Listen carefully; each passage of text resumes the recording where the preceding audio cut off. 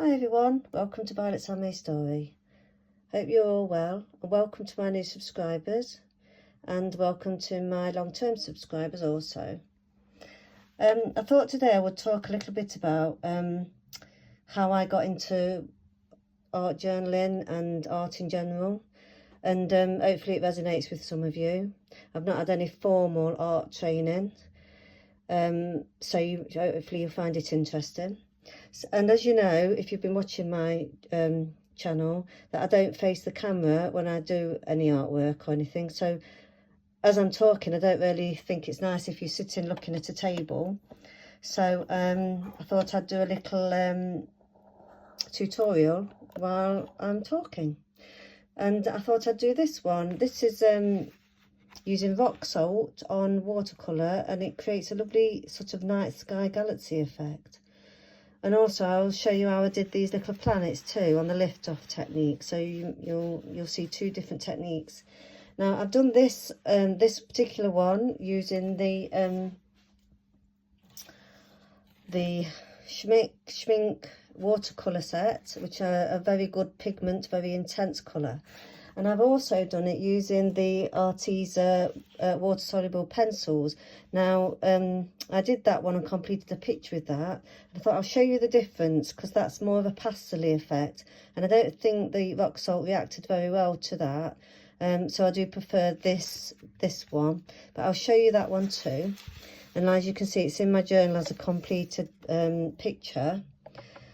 And I'll tell you the colours that I used when I made this, but if you look at it, you can see that it's so different to that one.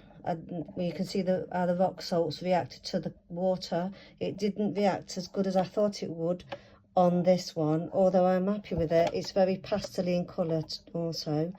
But these are the colours that I used on this water-soluble pencil picture. So I'll show you the colours. I used the magenta A210, the violet A414,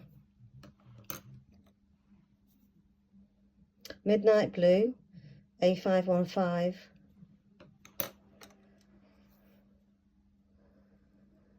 Oud purple A410, amethyst purple A416, storm grey A018, and noir A017. And you wouldn't have thought I'd used the black, would you? But it, like I say, it disappeared into the picture somewhere. So, but and the white dots here are from a white Posca pen. And the yellow is a little bit of acrylic I did. But I used the lift off technique here as well, because the colours were in there. So to get that gap there and there, I used the lift off technique, which I'll show you later. So this is what we're going to do. We're going to have a go at doing this today, and hopefully it'll inspire you to have a go yourself. I used the Kanzen watercolour paper 300 GSM.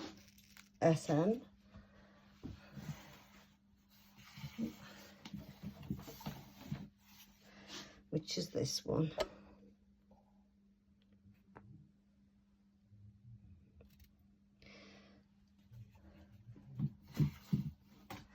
So let's start the painting.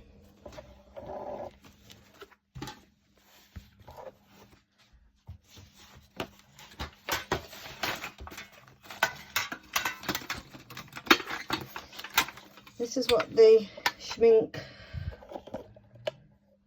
palette looks like.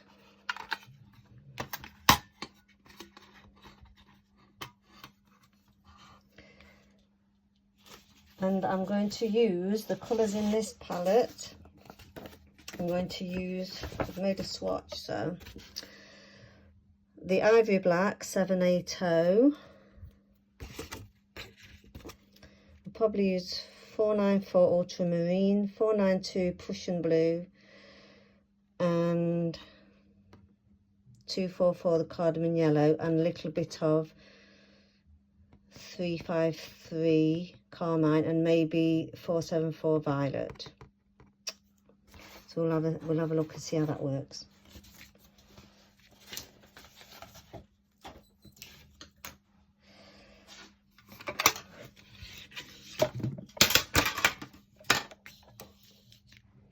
So all I've got is the watercolour schmink set, a round-headed brush, just a cheap one, rock salt, and some clear water. So as I said, I'm going to do this tutorial while I'm talking to you about what it was like when how I first started getting into art. But first I'm just going to put a bit of water on the paper to get going. So I think I'm going to start with the black, and I'm going to work around. I'm going to work around the edges with the black, putting it on quite thickly. So when I was younger, when I think back, I've always enjoyed creating things.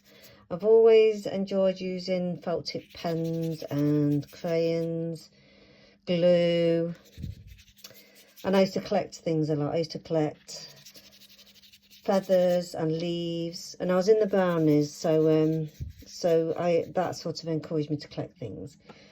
And I never liked throwing things away, and I used to collect rose petals and make perfume out of them. So I've always done things like that. And I remember once I was a bridesmaid, and after the wedding, the dress was still in the cupboard, and it was a pink silk one. And it was my mum's birthday coming up, and I was about 10. I had no money to buy anything. So I had the idea to get this dress out of the cupboard, rip it up. I cut it into a circular shape, and I sewn some ears on it, and I raided my mum's button box, and I made it into a cat face. And so I put the buttons to the eyes, and the buttons for the nose, and buttons for the mouth, and I made little pink ears, and I gave her that for her birthday. So I've always been like creative that way, and I liked art in school, but when I was younger there was no possibility of us going any further with it. We was expected to leave school and get a job, and so I didn't really pursue that really. But I would have, looking back now, I would have liked to have done. And so after that, when I went to the church, and I noticed that there was a lot of wax and candles and that was thrown away, and I decided I want to collect the wax. And I read in a book somewhere that if you get an hen's egg and you blow out the yolk, and you can put a little wick down the hole, and then you can pour the wax into the egg and let it set, and then you take the shell away and it turns into an egg-shaped candle. So I did that, and I used to sell them in craft fairs. So I used to enjoy that. But then that led me on to another craft thing that I really took to, and it was decorating real eggs into the style of Fabergé. And I joined the East Midlands Guild of Egg Decorators, and I really enjoyed that. And because I joined the guild, I became the rep for the East Midlands rep, and then I was able then to teach the craft.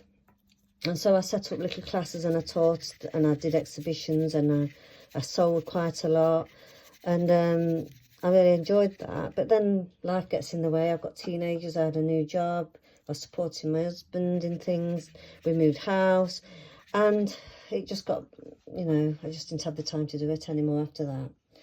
So I had a time of about, I don't know, about maybe 8 years where I didn't really do any crafting. And then I came across a retreat that was happening in Scargill in Yorkshire. And it said glass fusion classes and silk painting. And I thought, I love stained glass. I love anything to do with stained glass and glass. I love it like that. So I thought that I could try that, and silk painting. I just love that because, like I say, I'm not really a drawer. I've never been to art school, and I thought with silk painting, the silk paint has a mind of its own, and it flows on its own, and you make things out of that. And I really like that, and this is why I like this technique as well, because you don't know what's going to happen with this. So what I'm going to do now, I'm just going to spray it with a bit of water. I think I've got the colours on I want. I'm not sure. Just go in with it really. I don't really know. We'll see what happens, can't we? I think a bit of blue, maybe a bit of blue.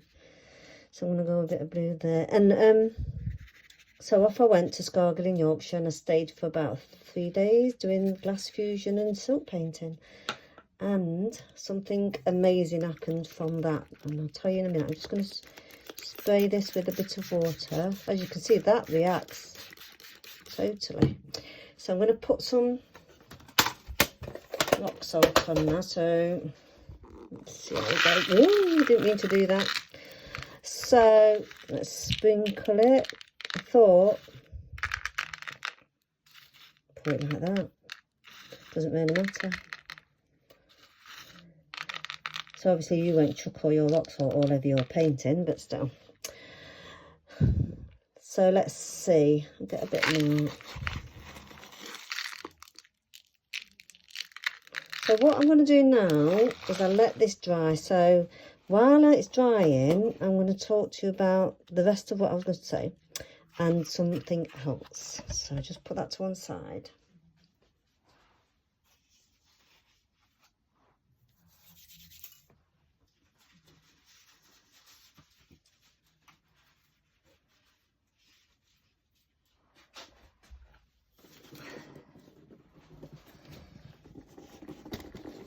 So I bought this box because I don't want you to look at empty things, and you'll find out what's in this box in a minute.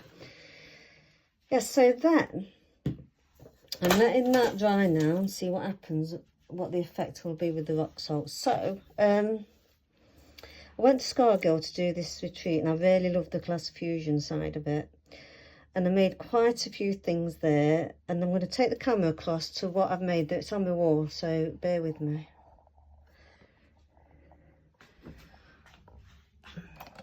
So I made this cross, and I made this pendant, and I made some jewellery too, but that's obviously not on in my room at the moment. And then I did a lot of silk painting.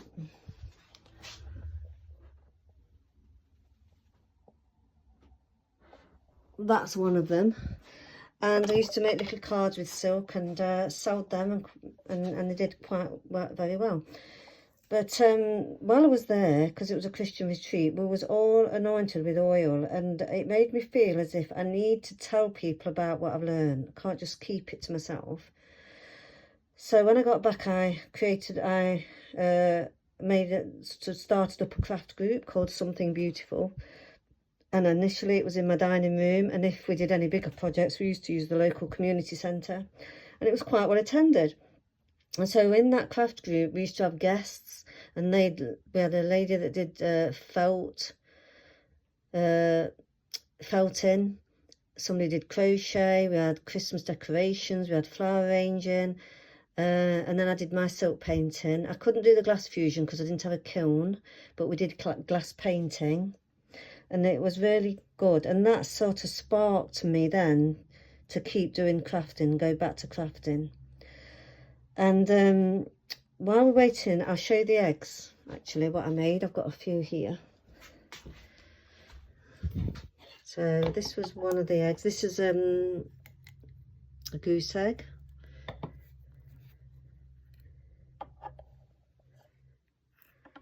So we learned not only how to decorate the eggs, but how to do the insides quilting and the painting. This is I think this is an emu egg. It might be emu or ostrich, I can't remember.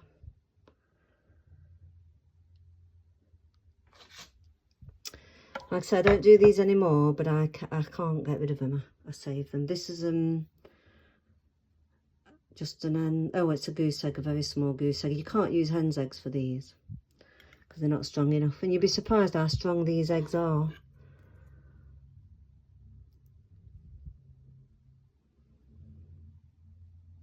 And that, I think this is a goose egg.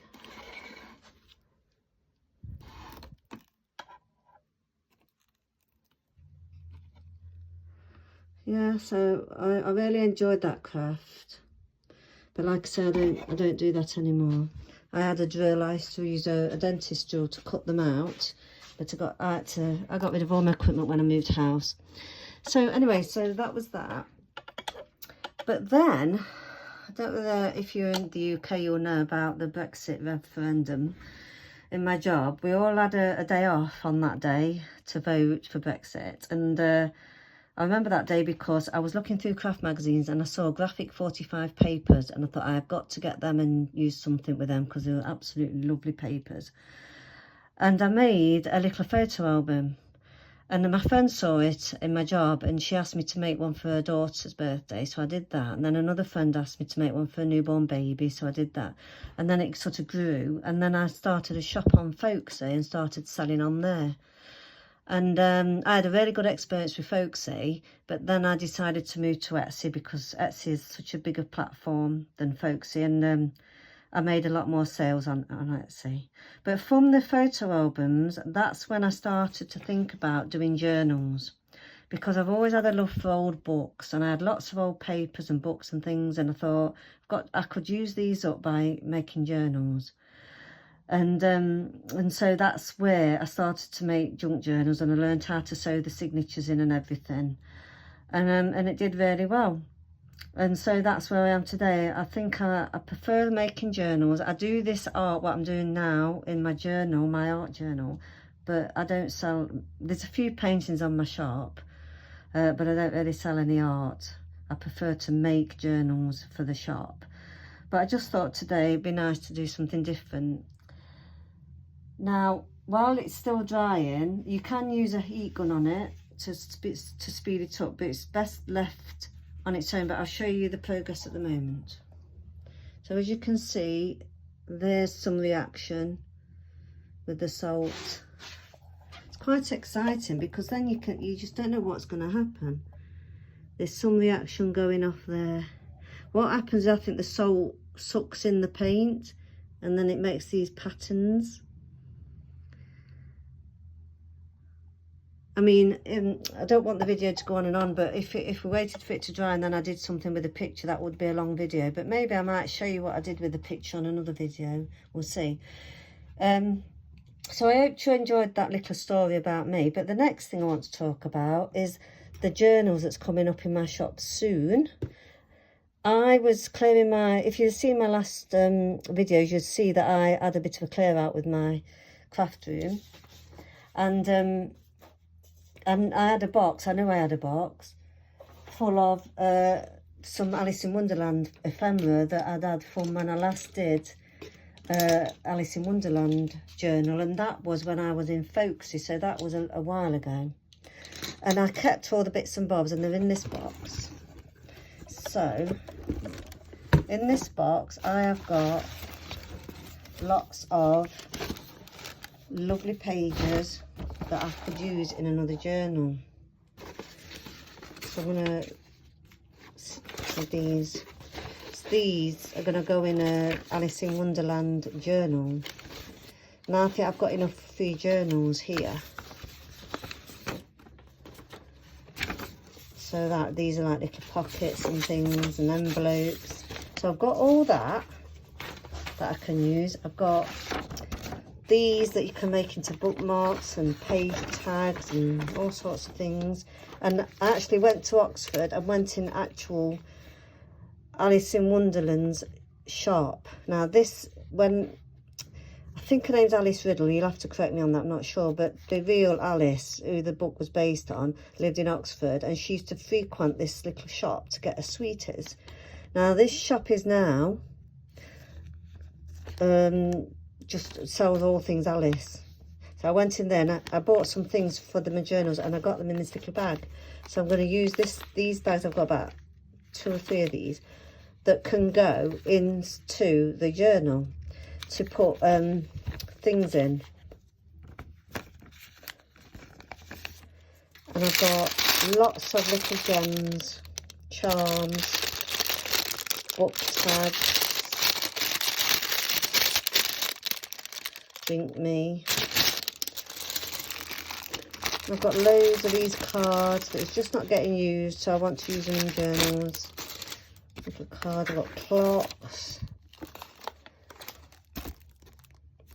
And I also, when I do Alice in Wonderland journals, I always put jokes and things in. So I put like a word search in. So if you bought the journal, you'd have a word search, you'd have anagrams. There's colouring pages. I bought these little like button things, so they're like, they could go on the edge of a page. Stickers, an actual paper pad that I'll probably use some of this in the journal. Oh, an actual, you know, pages from the books. Ribbons, and this is from a colouring book I had, and I've got bits and bobs that I can use from that. Lovely little cute little ephemera bits. This is rub-ons, playing cards. I've got loads of stuff that is just sitting in a box that needs using up, so I'm going to make about 3 journals. And in here, I got these from the shop in Oxford. It's playing cards of Alice in Wonderland.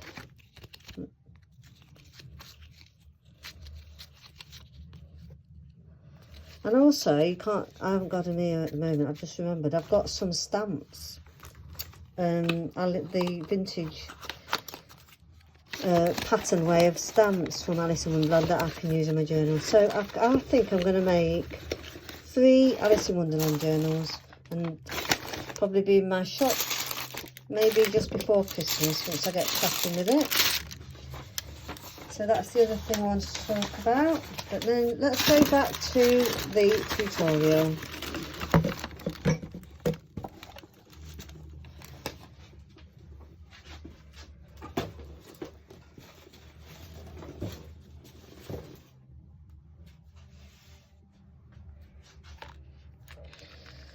Right, so as you can see, I think it's doing quite well. Now, the thing is, it's not going to dry in time to show you the end result. So I might just do a quick video after this with that result on. I think that would be a good idea. But I think I'm going to try and show you the lift off technique. Let me just get my other one.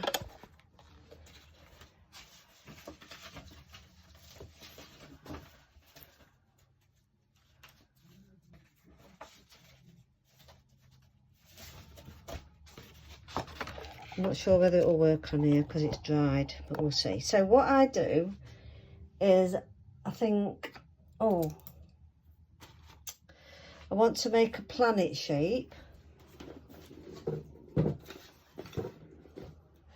So I find something with the circle that's about that shape. So I found this, it's washi tape, but the circle's about right. So I think, where shall I put a planet? Let's put one here. I'll put it there, and all I get is clean water on a bush, and I wet it with the bush, and I do this when it's dry, so it should work. So I'll wet it with the bush, and then I get a bit of tissue paper or kitchen towel and dab, and as you can see, we've got another little planet there. It's quite good. So all you're doing is really putting water on watercolour and lifting the paint back off. And you could do different shapes. So like I say, if you want a gap or shadows or something, you can do it in so that you want, you know, like, I'm not explaining very well. Say if you add a body here and an arm there and then an object there, but you wanted that bit with nothing on it, so you get your paintbrush, clear water, you'd paint that bit with the water and you dab it off like that. See, and it makes it whiter, so you've got a gap there. That's the only way I can explain that. But I think it does planets quite well. It makes them almost ethereal looking, like moons. So that's the end of my tutorial, and I think the longer it's taken, the better it's looking. Look at that. And look at the yellows. I think it's going to be, that's going to end up really good. I have to, that's the exciting bit, what to do with it when it's dried. I'll think about that, and I'll probably put another video on about it tomorrow. So keep tuned. And look at that. And it's the same sort of technique you get with silk painting. You can use salt on silk paint, and that's amazing. And I wish I'd got something to show you on that, but I've not got anything at the moment. I'll see if I can find something. Anyway, this video has gone on far too long than normal. So hopefully you enjoyed it and learnt something about me and about rock salt and about watercolours. So hope to see you in the next video. Bye bye.